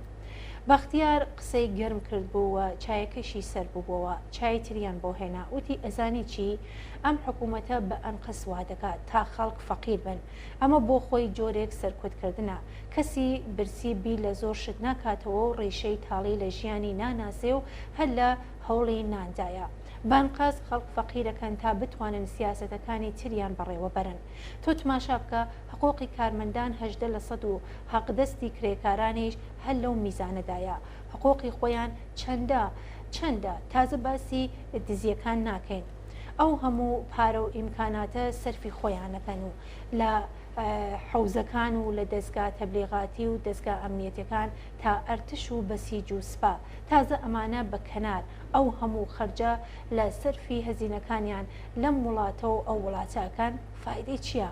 فایدەی بۆ خەڵکی برسی و ماند و بێکار و دانێک وەک جەواد چییە؟ فایدەی بۆ من و تۆ چییە؟ بۆ ئەم خەڵکە چییە؟ زۆربەی ئەم خەڵکە لە سیستم و دەسەڵاتێکی وا مەحکومین کە ژیانیان تاڵ بێ و ئەگەریش دەنگیان کرد و هاواریان بەرز بووە هەر بەو دەم و دەستگایەکە خەرجی بۆ دەکەن سەرکوتیانەکان کەم کەسیانگەر کەم کەسیان کۆشت بڵێ وتم بەختیار تۆزێ ئارام لەوانەیە کەس گوێی لێبێ وتی خەفەت مەخۆ هەموو ئەمانە لە من پڕترن و فەقەت بە دوای دەرفەتم وتم باشە باسەکە زۆر سیاسی مەکە وتی یاسینگیان بۆ خۆت ئەزانی کە من خەریکی دەرس خوێندن بووم و نەقشەم بوو کە لە دوای دەرس خوێندن ژیانێکی ئاسایی بۆ خۆم دروستکەم بەڵام سیاست هاتە سوراخم ئەوە وەزعی براکەم کە بۆ خۆت ئەزانی ئەوە وەزعی باوکم و خۆشم بەدار و بەرداداوە بۆ کار نییە ڕوم لە کۆڵبەری کرد چەند جار تەقیان لێکردین و لەوانە بوو گیانیشمان تێدا بچێەوە بە ئیسراری خۆت تەواو کرد وەزعەکە بۆ ئایا چون سیاست تێکەڵی ژیانە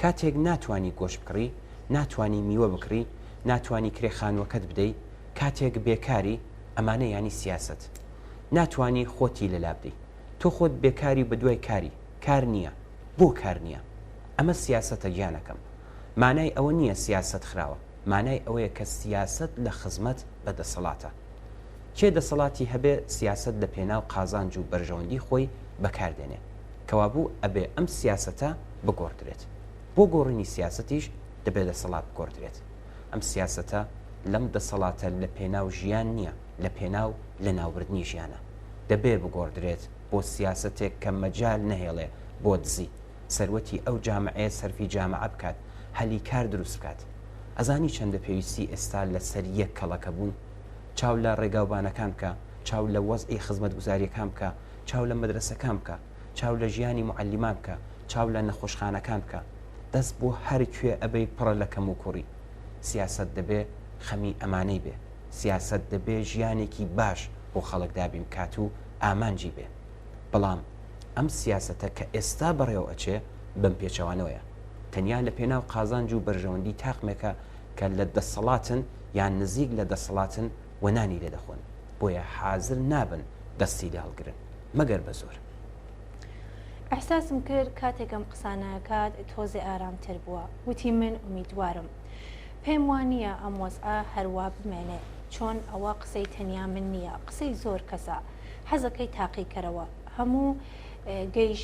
هەموو گەیشتووەتە گیانیان هاکە تەقیەوە بەڵام دەبێ وا بتەقێتەوەکە ئاکامەکەی بە قازانج و بەرژەوەندی ئەم خەڵکە ڕەشوڕوتە بێ ئەویش ممکن نابێ مەگەر ئەو خەڵکە بەهێز بن یعنی دەسەڵاتێک کە سیاست لە پێنا و ڕفاه و خوشبەختی خەڵک بەکاربێنێ ئەگەینا هێزی تر هەن کە خۆیان ئامادە کردە سواری هەر تەقینەوەیەک بن دەسەڵاتی خۆیان بسلمێنن چایەکەی خوارد و دەستمان کرد بە هەندێک شۆخیکردن و خاترە گێڕانەوە ئەڵبەت تۆزێکی زەمی چەند کەسێکمان کرد کە بەڕاستی بۆ زەمکردن دەبوون و دوایی لە چایخانەکە هاتێنە جەرەوە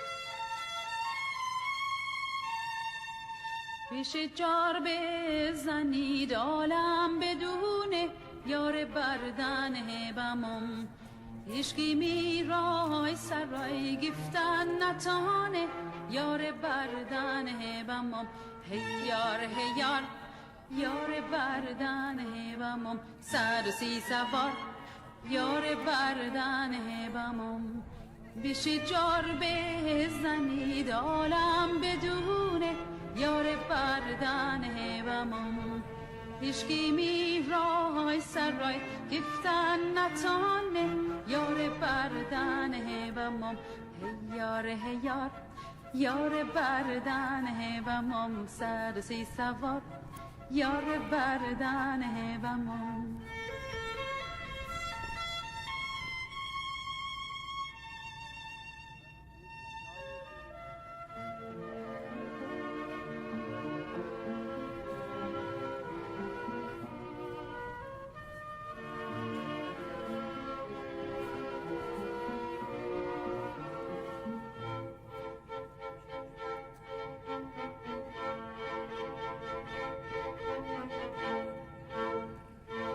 اگه عالم بیاد حاضر به جنگم یار بردن بمم به دست خنجر و ای دست تفنگم یار بردن بمم هیار هیار یار بردن بمم 130 سوار یار بردن بمم اگه عالم بیاد حاضر به جنگم یار بردن بمم به دست خنجر و ای دست تفنگم یار بردن بمم هیار هیار یار بردن بمم 130 سوار یار بردن بمم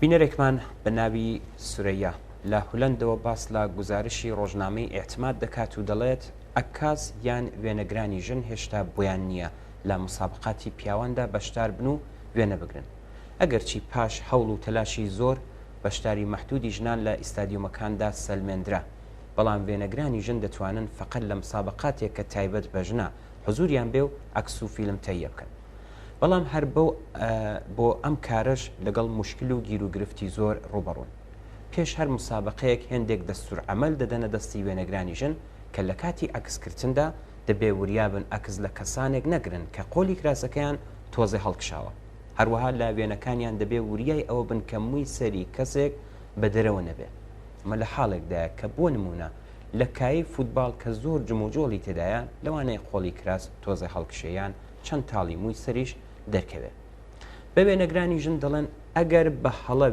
وێنەیەکتان گرت کە قۆل یان مووی سەری کەسێک بە دەرەوە بوو بۆتان نییە وێنەکان بڵاوکەنەوە تەنانەت نیشانی وەرزشوانەکانیشی نابێ بدەن ئەگەر ئەم خاڵانە بەڕێوە نەچوو دیارە سزای بەدواوە دەبێت سپاس لە سورەیە خانم و دەستی خۆش بێ لە چوارچەوەی سیاسەتە سەرکوتگەرەکانی حکوومەتی ئیسلامیدا هەوڵدان بۆ وەرگرتنەوەی دەستکەوتەکانی بزوتنەوەی ژن ژیان ئازادی ئەم جۆرە کردەوانە کە تەنیا نیشانەی زەعف و داماوی دەسەڵاتە سێر نییە. هەر لە ماوەدا بوونی مەعمورانی کۆنتترۆڵی حیجاب لە ناوەندە جۆرا و جۆرەکان، دروستکردنی تونلی وەحشت لە ناو میترۆکان، دەست بەسەرداگرتنی ئۆتۆمۆبیلەکان، بلۆکردنی ژمارەی ئەکاونتەکان، ناردنی کۆرتەنامە و دەرکردنی ئەو مامۆستا و خوێندکارانەی کە پرسی حجاب پشکوێتەخەن یان ئەوەی کە لەم راپۆرتەدا هاتبوو هەموو بریتین لە مقاومەتی دەسەڵاتێکە بنەما ئیدۆلۆژیەکەی چوەتە ژێر پرسیارەوە تا جێگایەک لە دەرکەوتنی چەند تاڵی و قۆڵی کراسێک وەحشەک دایگرتووە. ترس و وەحشەتێکە کە کۆماری ئیسلامی لەم یاخیبوونی ژنان لەم زوڵم و ستەم و نابەرابەریەتی هەیەتی ڕۆیا حشمەتی کچە ئازا و بۆیرەکەی شاری سنەی قارەمان نمونەیەکی بەرچاوی ئەم یاخیبوونەیە.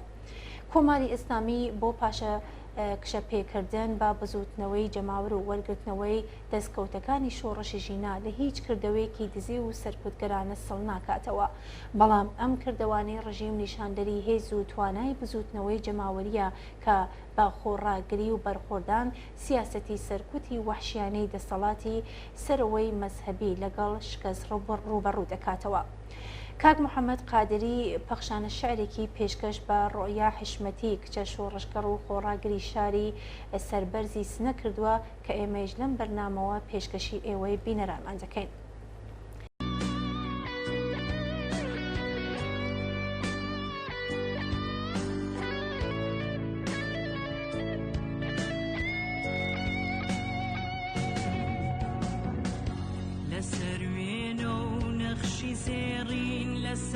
چەکی جەنگاوەرە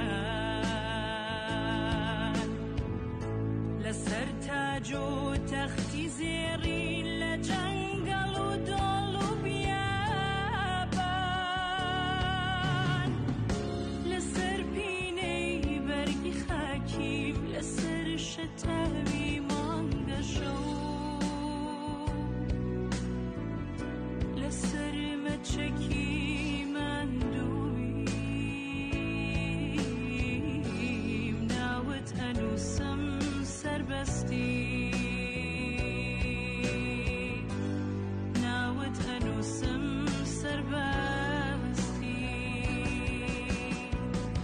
لەسەر کێڵگە و لەسەر ئاسۆ لەسەر پەڕ و باڵی مەلان لە ڕەنگ و بۆنی کازی وا لە عارەقی خەستی زەریان لە دیوار و تەختی دەرگام لە هەر شتی بەنر شەپۆلی گڕی پیرۆز ناوت ئەنووسم سەربەستی ژن ژیان ئازادی زان زندگی ئازادی ژن ژیان ئازادی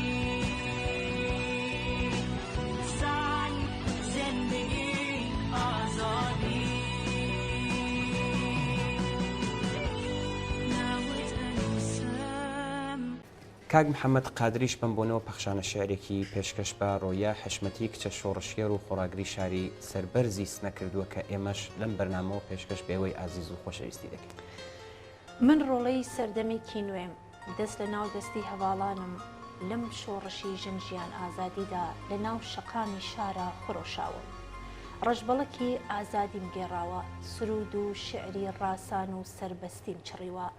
من ڕۆڵەی سنەی سووری سەربەرزم بەیانیان بە گزنگی خۆری هیوا چاو هەڵدێنم و خەبەر دێم ناخم لێوالێوە لە عشق و ئاوات و ئارزوو دڵنیابن 74 قمچی ڕەشی دوژمن نام ترسێنێ دام ناچڵەکێنێ ناتوانێ عشقی گڕگرتووی دەروونم دامرکێنێ. ئێمە کچال و کوڕانی ئەم سەردەمەی شۆڕەش کە خۆرمان لە باوش گرتووە عەزممان جەزمە بگەینە جێشوانی سووری ئاشقانی وەفاداری ڕێگای نەجات. نەقەمچی ڕەشی دوژمنی زەبوون، نە هیچ بربەست و کۆسبێک نەیتوانیوە و ناتوانێ ورەمان بڕووخەنێ، ماندوومان کات و زەمان لێ بستێنێ. ئێمە ئاسۆ لە بەرچاومان ڕوونا، هەرچەند ڕێگامان پڕ لە هەوراز و نشیوە، باوەڕمان بە داهاتوویەکی گەش و پرشندارە. بۆیە هەرگیز سەرمان نەوی ناکەین، چۆک دانادەین، ئێش و ئازار و ڕەنج و خەمی ئەم نظامە زەبوون و ترسنۆک و زاڵمە دەکەینە نفرەت و تووڕەئی و قین، تا دوا هەناسەی ژین بۆ لە گۆڕنانی ڕناوەستین پش و نادەین. سەرکەوتوو بێ شۆڕشی ژن ژیان ئازادی.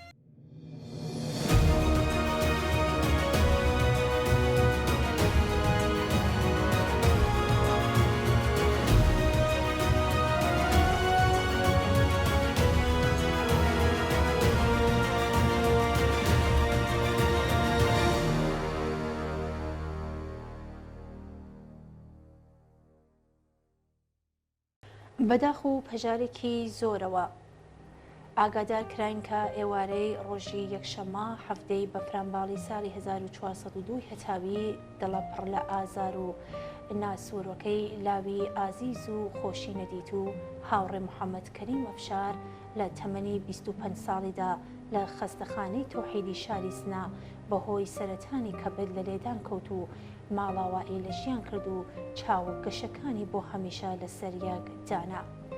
هاوڕێ محەممەد ساڵی 1370 هەتاوی لە داوێنی بنەماڵەیەکی زەحمەتکێش لە ئاوایی ئەوێهانگ لە ناوچەی ژاوەرۆی سربەشاری سنا چاوی بەژین هەڵهات. بەهۆی دەستکورتی و هەژاری بنەماڵەکەی کاک محەممەد پاش وەرگرتنی دیپلۆم بۆ بەڕێوەبردننی ژیانی خۆی و بنەماڵەکەی ڕەوانەی بازاری کار و چۆسانەوە بوو. کاک محەممەد کەریم ئەفشار یەکێک لە لایەنگەرانی دڵسۆزی کۆمەڵە و حزبی کۆمۆنیستی ئێران و ڕێبازی سوسیالیستی لە شاری سنەب بووکە لە هەموو بۆن و ڕۆژە تایبەتەکانی کۆمەڵە و ساڵڕۆژی حزبی کۆمۆنیست و یەکی ئەیار و 8 مارس ڕۆژی جیهانی ژن چالاکانە بەشدار و هەڵسوڕاو بوو. هاوڕێ محەممەد سەرەڕای گیرۆدەبوون بە شێرپەنجە و ئاگاداربوون لە ئاکامەکەی بە دڵێکی پڕ لە هیوا و ئومید بە شۆڕشی ژنژیان ئازادی و لە گۆڕنانی کۆماری فاشیستی ئیسلامی چالاکانە بەشداری کرد. ئەم هاوڕێ ئازیزەمان لە یەکێک لە ناڕزایەتیەکانی شاری سنا لە لایەن هێزە سەرکوتگەرەکانی ڕژیم دەست بەسەر و بە توندی ئازار و ئەشکەنجە درا. بەڵام کاک محەممەد لێوی ڕازداری نەکردەوە و سەرڕای باری ناهەمواری تەندروستی ژیانی خۆی و دەیان هاوڕێ و چالاکی شۆڕشی ژینای پاراست و لە زۆربەی ناڕزایەتیەکانی گەڕەکی نەنەڵە و ناوشاری سنە چالاکانە بەشدار بوو. تەرمی هاوڕێ محەممەد ڕۆژی دووشەمە لە ئارامستانی نەنەڵا لە شاری سنا ئەسپەردەی خاکرا. بەڵێ ئێمەش لە تلوزێنی کۆمەڵەوە لەلایەن هەموو ڕیزەکانی کۆمەڵە و حیزبی کۆمۆنیستی ئێرانەوە پەرسە و سەرخۆشی خۆمان پێشکەش بە بنەماڵەی کەریم ئەفشار جەماوەری دڵسۆزی ئاوایی ئەویهەنگ شاری سنەی خۆڕاگەر دۆستان و تێکۆشەرانی کۆمەڵە دەکەین و خۆمان بە شەریکی خەمیان دەزانین. یادی ئازیزی هاوڕێ محەممەد کەریم ئەفشار بۆ هەمیشە لە دڵماندا بە زیندوی دەمێنێتەوە. هەر بەم بۆ نەشەوە نامەی ژمارەیەک لە هاوڕێیانمان لە شاری بانە و پێگەشتووە و نووسیوانە سڵاو هاوڕێیانی بەرنامەی ئێمە و بینەران. بۆ کۆچی دوایی کاک محەممەد کەریم ئەوی هەنگی پڕ بەدڵ سەرخۆشی خۆمان پێشکەش بە بنەماڵەی سەربەرزی ئەم ئازیزە دەکەین. بە درێژەدانی ڕێگەی پڕ لە شانازی هاوڕێ محەممەد کەریم و هەموو گیانبەختکردوانی ڕێبازی ئازادی و بەرابەری ئینسان لەژێر ئاڵا سوورەکەی کۆمەڵە هەرشەکاوە ڕادەگرین. یادی ئازیزی بەرز و بەڕێز بێت. زۆر سپاس بۆ هاوڕێیانی ئازیز لە شاریوانەوە.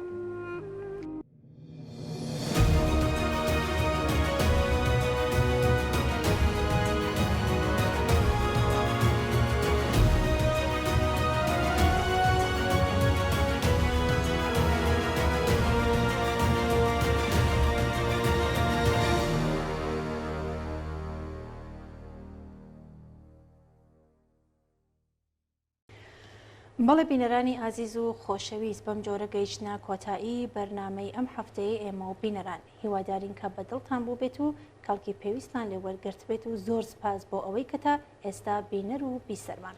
بەڵێ عزیزان منیش سپاسان دەکەم بۆ وێک کە تا ئێستا لەگەڵمان بوون چاوەڕێی نامە و ئیمەیل و پەیوەندی تەلەفۆنی ئێوەین بۆ هەرچی زۆرتر ڕازاندنەوەی بەرنمەکەی خۆتان پەیوەندیمان پێوەبگرن و ڕاوبۆچوونەکانتان باس بکەن تا بەرنمەیەکی تر و هەفتەیەکی تر هەر شاد و بەختەوەر بن.